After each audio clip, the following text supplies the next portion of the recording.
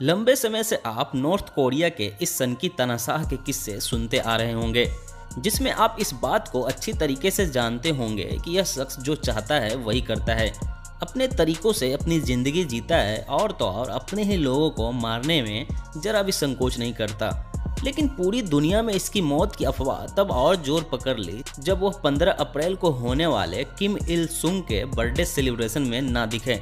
Daily mail में छपी एक रिपोर्ट के अनुसार इसके जिंदा होने की पुष्टि हो गई है और इसकी पुष्टि खुद नॉर्थ कोरिया के एक ऑफिशियल ने किया है। किम फिलहाल 13 अप्रैल से ही देश के वोनसन सिटी के एक रिजॉर्ट में रह रहे हैं। लेकिन इन्हीं अफवाहों के दौर में एक सवाल जरूर आज दुनिया के सामने उभर कर आई है कि अगर किम जोंग उन की मृत्यु हो जाती है तो इसके क्या क्या परिणाम हो सकते हैं, मतलब अंतर्राष्ट्रीय और घरेलू स्तर पर क्या इफेक्ट्स दिखेंगे। इन्हीं सवालों के जवाब ढूंढने की कोशिश हम इस वीडियो में करेंगे, इसलिए वीडियो को अंत तक जरूर देखिएगा। साथ ही अगर वीडियो पसंद आए तो लाइक जरूर करना, ना पसंद आए तो डिसलाइक कर देना। ऐसे ही डिटेल्ड एनालिसिस और फैक्ट्स को सीखते रहने के लिए चैनल को सब्सक्राइब करके बगल के बेल आइकन दबाना बिल्कुल भी मत भूलना। बात वर्ल्ड वार 2 की है। उस समय साउथ कोरिया और नॉर्थ कोरिया एक ही देश था, यूनाइटेड कोरिया, जिस पर जापान का प्रभुत्व हुआ करता था। वर्ल्ड वार 2 में जापान की बुरी तरह से पराजय के बाद अमेरिका और सोवियत रूस ने कोरिया पर अपना कब्जा जमा लिया। 38 पैरेलल कंट्रोल ऑफ लाइन से इसे डिवाइड करने के बाद अमेरिका ने दक्षिणी कोरिया को अपने कब्जे में लिया, वहीं सोवियत रूस ने नॉर्थ कोरिया पर अपना प्रभुत्व जमा लिया। 1948 में अमेरिका ने यूनाइटेड स्टेट्स की मदद से नॉर्थ कोरिया और साउथ कोरिया में वोट के जरिए चुनाव का प्रस्ताव रखा, जिसे नॉर्थ कोरिया ने सीधे तौर से इनकार करके किम इल सुंग को अपना लीडर चुना, जो वर्कर पार्टी ऑफ कोरिया के एक पावरफुल लीडर थे। वहीं साउथ कोरिया अमेरिका के सहयोग से अपने राजधानी सियोल में एंटी कम्युनिस्ट विचारधारा रखने वाले सिंगमैन री को अपना राष्ट्रपति चुन लिया। 1994 में किम इल सुंग के मृत्यु के बाद इनके पुत्र किम जोंग इल ने सत्ता संभाली। इनकी मृत्यु 2011 में हो गई, जिसके बाद इनके पुत्र किम जोंग उन 2012 से लेकर अब तक सत्ता पर काबिज हैं।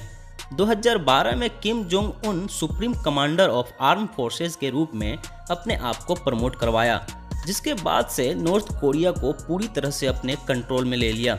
यहाँ होने वाले इलेक्शन फेयर और फ्री नहीं होते, बस कहने को चुनाव होते हैं जिस पर पूरा कंट्रोल सरकार का होता है। गवर्नमेंट के क्रिटिक्स को सरेआम मरवा दिया जाता है और तो और मीडिया भी पूरी तरह से गवर्नमेंट के कंट्रोल में होती है। वहाँ के लोग वही देखते हैं जो सरकार दिखाती है। इंटरनेट एक्सेस के मामले में लोगों को फ्रीडम छीन ली गई है। लोग बाहर के दुनिया से पूरी तरह से कटे होते हैं, उनको पता ही नहीं होता बाहर क्या चल रहा है।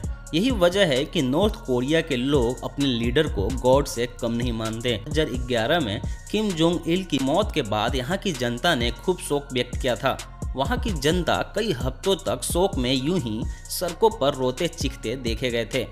किम जोंग उन के मृत्यु होने के बाद कुछ ऐसा ही नज़ारा पूरी दुनिया को देखने को मिलेगी। किम के मर जाने की खबर सिर्फ वहाँ के बड़े ऑफिसर और मिलिट्री को ही पहले पता होगी।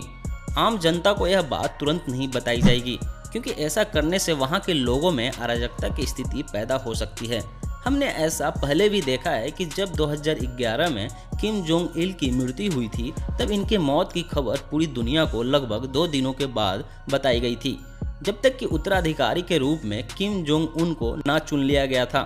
किम जोंग उन की मृत्यु के बाद बहुत बड़े लेवल पर देश में मिलिट्री फ्यूनरल ऑर्गेनाइज करवाई जाएगी, जिसमें पूरे देश के सभी लोगों को शामिल होना अनिवार्य होगा। चूँकि नॉर्थ कोरिया का अगला उत्तराधिकारी कौन होगा, इस बात को लेकर कोई स्पष्ट उल्लेख नहीं मिलता, लेकिन जैसा कि नॉर्थ कोरिया में देखने को मिलता है, इसके स्थापना से लेकर अब तक बस एक ही परिवार का प्रभुत्व रहा है, तो ऑब्वियस है इनके मरने के बाद भी इसके ही डायनेस्टी से कोई सुप्रीम लीडर के रूप में चुने जाने की संभावना रहेगी।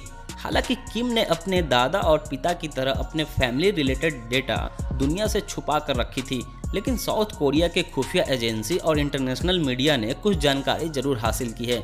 सूत्रों के मुताबिक किम के 3 बच्चे हैं जो अभी इस लायक नहीं है कि वो सत्ता संभाल सके, तो दुनिया की सारी निगाहें इनकी पत्नी और इनकी बहन पर टिकी है, जो बीते कई सालों से सरकार में अपना योगदान देते रही है। खासकर किम की बहन लेकिन इतिहास में देखने से ऐसा नहीं लगता कि मेल डोमिनेटेड लीडरशिप रहने के बाद किसी महिला को वहां का शासक बनाया जा सकेगा।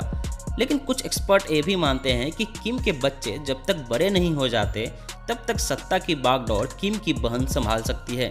किम का एक भाई किम जोंग चोल में लड़कियों जैसी एक्टिविटी होने की वजह से यह ऑलरेडी इस रेस में नहीं माना जाता। किम जोंग नाम जो कि इस रेस में माना जा सकता था, लेकिन 2017 में ही इसे मरवा दिया गया था। मतलब फैमिली ट्री देखने पर ऐसा नहीं लगता कि कोई और किम डायनेस्टी से निकल कर आ सकता है। इसलिए ऐसा संभव भी लगता है कि नॉर्थ कोरिया में किम डायनेस्टी का अंत देखने को मिल सकता है।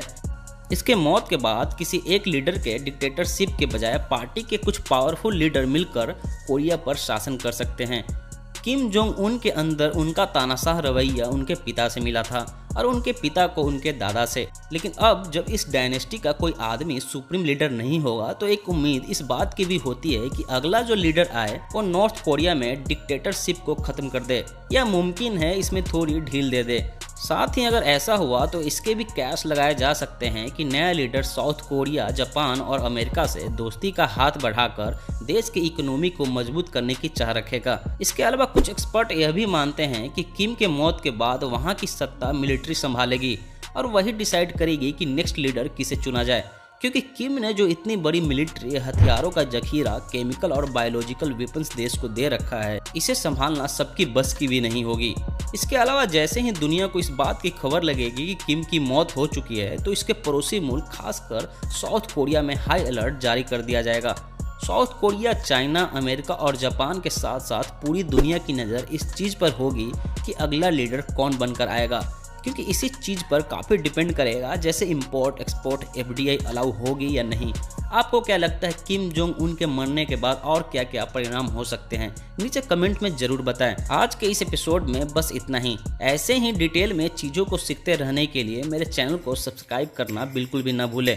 मुझे सपोर्ट करने के लिए आप इस वीडियो को ज़्यादा से ज़्यादा शेयर भी कर सकते हैं। धन्यवाद।